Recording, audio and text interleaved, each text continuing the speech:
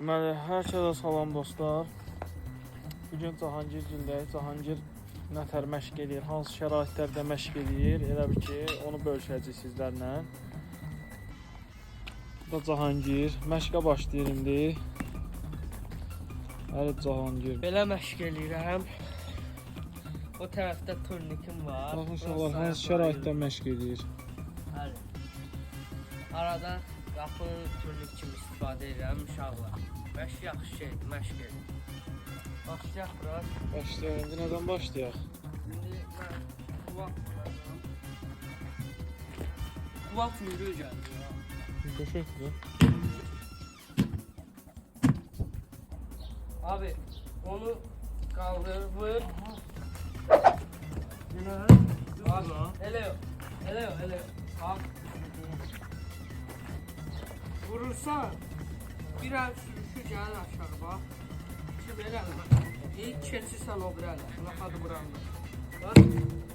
Bura, bura, bura, bura, bura, Bax bura. uşaqlar, bax belə eləmə. Uşaqlar, baxın. Bura, bura. Bu əl sürüşüb gələcək bura. Baxın, keçəcək o bir ələ. Bax, bura, bura, bura, bura. Keçir o bir ələ. Bax, belə. Şeydir, davay vur. Uşaqlar, görsənliyi kimi olsa düz deyək. Orada izləyicilərin arasında idmançılar da var da bu hərəkətlər. Amma bura. Əlbəttə sadə adam üçün deyil. Amma yəni bunlar bu idmanla məşğul olmayanlar üçün asad bir hərəkət deyil də. Biraz çəksəlim mən. Yo bro, sensən, davay bilməm.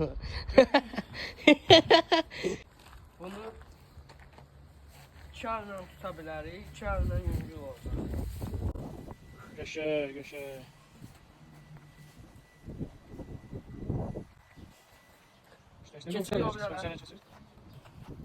Bunlar sənin günlük məşqindir, eləmi? Basıram niyə?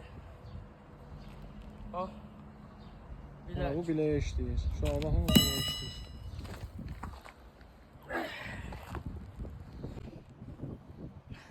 Bu qollar işləyir. Bu çiğ qol arxasında. Qol arxası.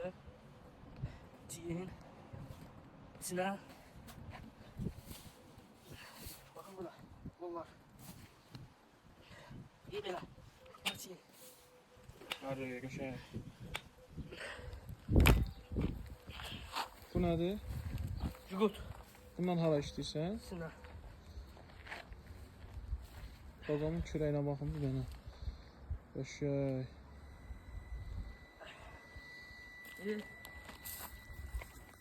Bununla belə işləyirik. Əksinə işləyirik. İçinə açırıq. Bunlar indi qızışma hərəkətlərdir. Xizək kimi. Elə bil xizək sürüsün. Bu hara gücləndirir qolları? Çiynlər qollar. Belə. Bir dayanmadan yumruqlar atırıq havaya. Qəşəng. Saxlayırıq. Neçə saniyə? Neçə nə qədər istəyirsən. Saxlayırıq, sonra belə işləyirik. Normalde boşda qolqa məşq edirdi. Nə işləyirsiniz? Qol arxası. Qol fırladırıq, qol. Əksinə. Yerdə. Altdan zarıq. Qoyduq.